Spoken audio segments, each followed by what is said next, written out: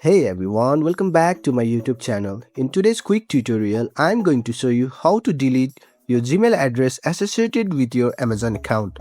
Whether you are switching emails or just decluttering, I've got you covered. Let's jump right in.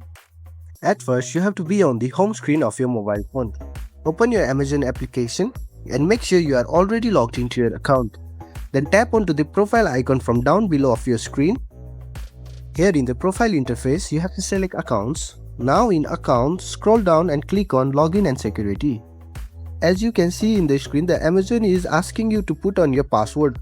So you have to type in your password. After entering the password, it will give you an access to the settings. Here you have to tap into the edit button of email.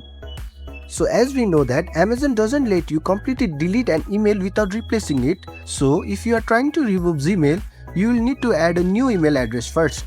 So type in your new email address and tap on continue, and that's it. You have successfully removed your Gmail address from Amazon. If you found this video helpful, don't forget to hit like and subscribe.